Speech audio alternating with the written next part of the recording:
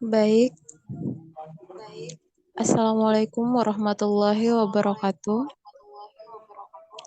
Perkenalkan, kami dari kelompok 1 Arsitektur Komputer, Prodi Teknologi Informasi, kelas F101.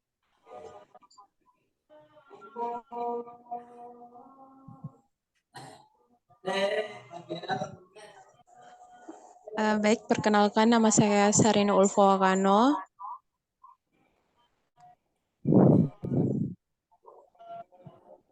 Kamu Dewa. Dan saya Muhammad Dewansa Asamin. Dan perkenalkan nama saya Mutsakir.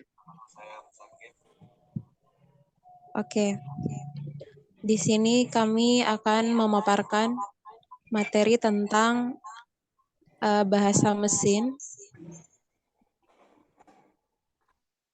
atau machine language. Sebelum itu, kita akan mengetahui apa itu bahasa mesin. Bahasa mesin adalah bentuk bahasa yang menginstruksikan komputer untuk melakukan tugas tertentu. Sebelum mempelajari bahasa pemrograman tingkat tinggi, pemahaman tentang bahasa mesin sangat penting. Dikarenakan komputer tidak bisa memahami bahasa manusia yang kompleks dan ambigu. Sehingga jika kita ingin berkomunikasi dengan komputer, memberi instruksi kepada komputer, maka haruslah dengan bahasa yang dimengerti oleh komputer. Namun sayangnya, bahasa yang dimengerti oleh komputer hanyalah bahasa tingkat rendah, yaitu bahasa mesin, yang hanya terdiri dari binary code. Sebagai contoh berikut ini adalah bahasa mesin untuk kalimat Hello World dengan binary code-nya 01001000 dan seterusnya. Lanjut ke sejarah bahasa mesin. Awal perkembangan bahasa mesin pertama kali dikembangkan pada tahun 1940-an dengan tujuan memungkinkan mesin elektronik mengeksekusi instruksi. Mesin pertama yang menggunakan bahasa mesin adalah Mark I buatan Howard Aiken. Dan perkembangan berkelanjutan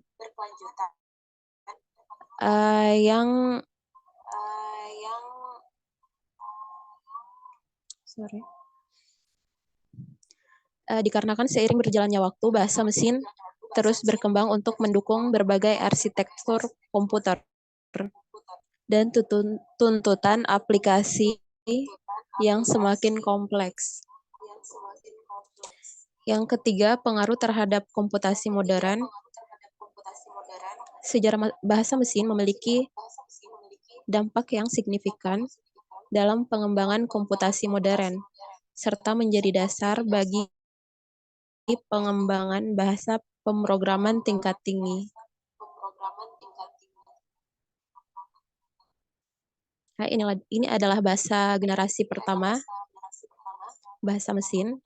Itu merupakan bahasa pemrograman yang dibuat untuk pertama kali pada awal dikembangkannya komputer elektronik pertama, yaitu ENIAC, pada tahun 1945 oleh Maudsley dan Eckert. Yaitu bahasa pemrograman ini menggunakan kode biner,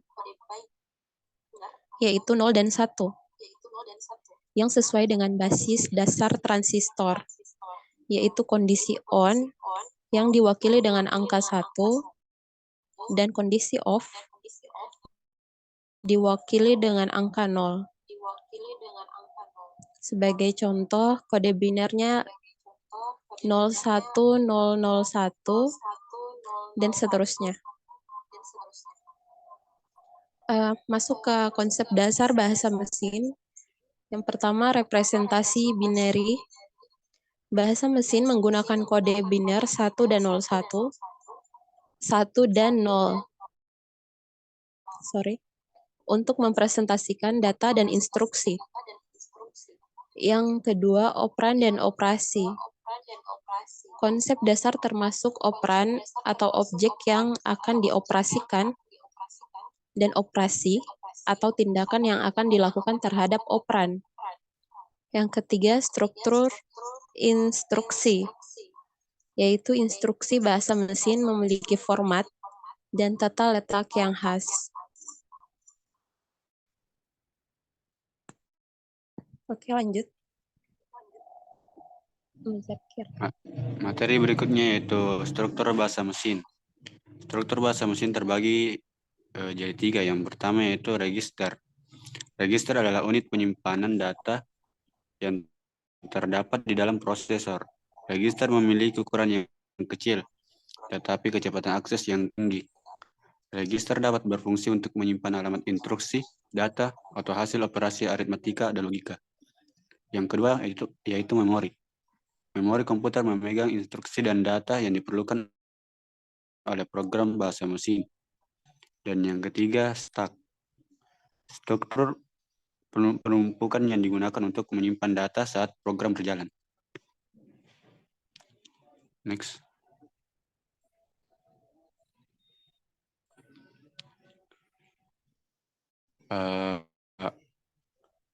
Berikut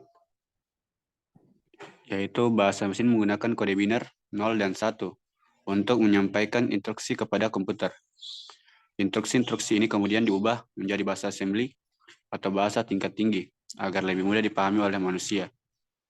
Konversi bahasa tingkat tinggi ke bahasa mesin terjadi dengan menggunakan penterjemah atau kompilasi.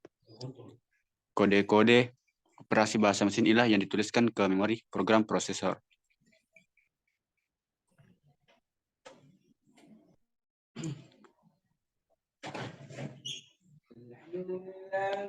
Berikutnya itu instruksi bahasa mesin. Yang pertama instruksi aritmatika, meliputi penjumlahan, pengurangan, perkalian, dan pembagian.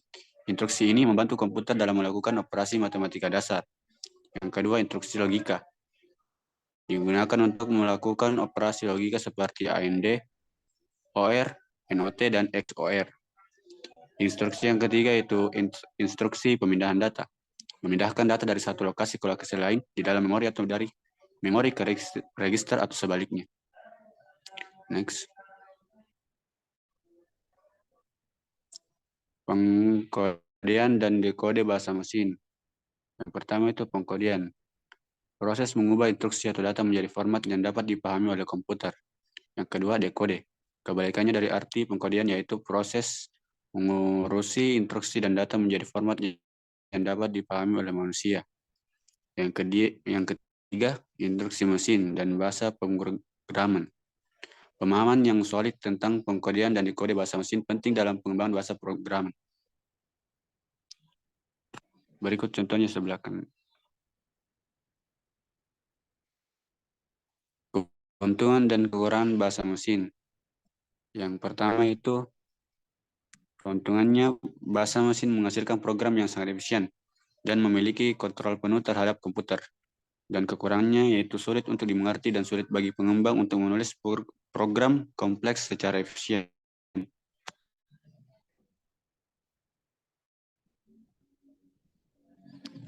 Contoh penggunaan bahasa mesin dalam arsitektur komputer.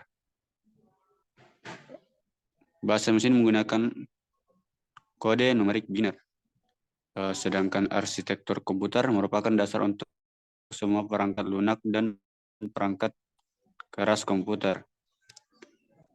Bahasa mesin memiliki struktur instruksi yang spesifik, sedangkan arsitektur komputer menjadi fondasi bagi pengembangan bahasa pemrograman tingkat tinggi.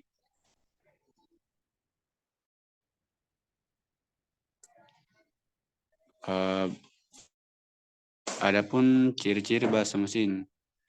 Yang pertama yaitu menggunakan kode biner 0 dan 1. Yang kedua, representasi langsung dari instruksi komputer. Yang kedua, sulit dibaca dan dipahami oleh manusia. Yang keempat, membutuhkan pemahaman arsitektur komputer. Yang kelima, instruksi dieksekusi secara langsung oleh perangkat keras. Yang keenam, setiap arsitektur komputer memiliki bahasa mesin yang unik.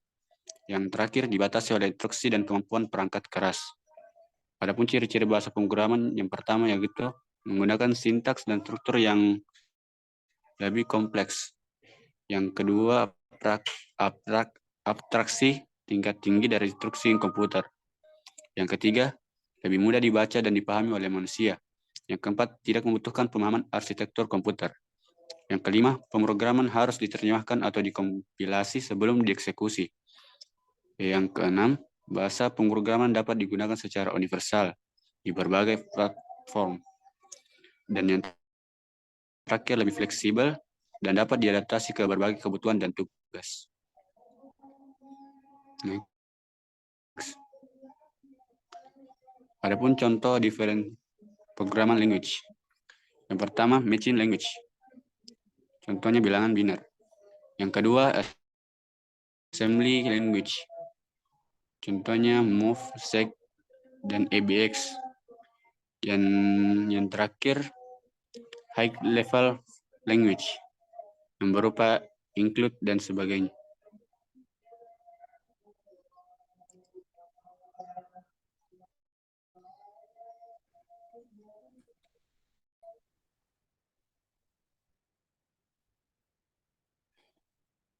Ya. Sini saya akan menjelaskan macam-macam bahasa mesin dan bahasa tingkat pemrograman. Next. Secara umum, terdapat 4 tingkatan bahasa pemrograman, yaitu 1. Object-oriented language, misalnya Visual, PowerPoint, Webfox Pro, Visual DBase, Visual C, DLP. Yang kedua, low level language, misalnya bahasa assembly. Yang ketiga, mid level language, contohnya adalah bahasa C. Yang keempat, high level language, misalnya Pascal, Basic, Java. Next. Di sini ada contoh pertama, object-oriented language, misalnya Visual Fox Pro, Visual DBase, Visual C, DLP.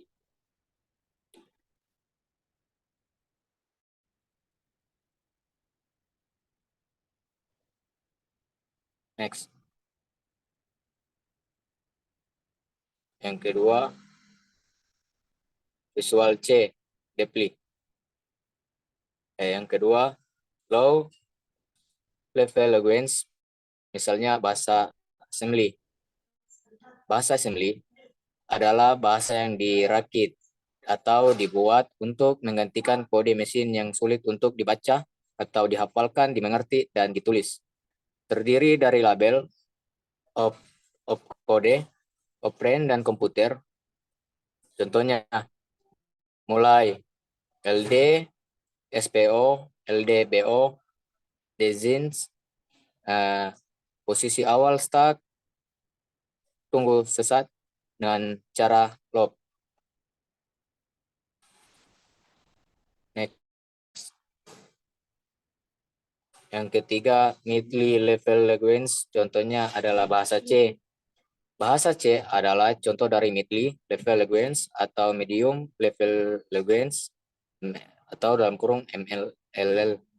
Bahasa ini berfungsi sebagai jabatan antara perangkat keras dan lapisan pemrograman dari sistem komputer. Next. Dan yang keempat, high level language, misalnya Pascal, Basic, Java. High level language adalah bahasa pemrograman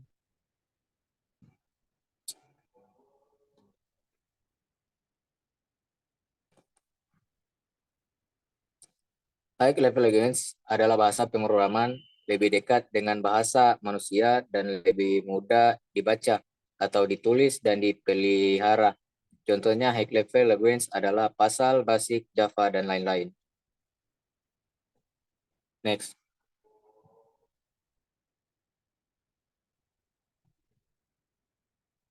Tingkatan bahasa mesin. Bahasa ini berfungsi untuk memberikan perintah ke komputer dengan menggunakan kode binar, yaitu 1 atau 0. Misalnya 011, 001, 01, 100. Nah, bahasa mesin tingkat rendah.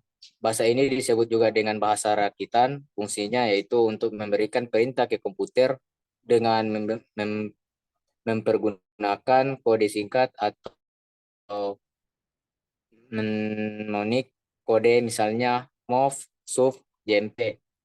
Bahasa mesin tingkat menengah. Bahasa ini juga bahasa komputer ini merupakan campuran instruksi dalam kata bahasa manusia serta instruksi yang sifatnya simbolik, misalnya yang kayak ada gambar. Next.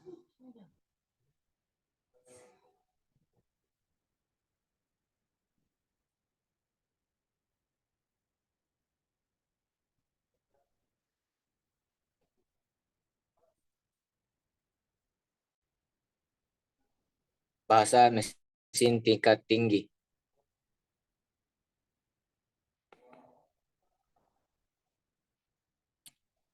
Bahasa mesin tingkat tinggi ini bahasa programan yang mempergunakan instruksi yang berasal dari kata-kata bahasa manusia, misalnya begin, and if, else. Agar komputer dapat mengerti bahasa manusia, maka diperlukan interpreter atau kompiler, sehingga setelah program dibuat nantinya akan di-run untuk tahu apakah bahasa pemrograman tersebut berhasil atau tidak.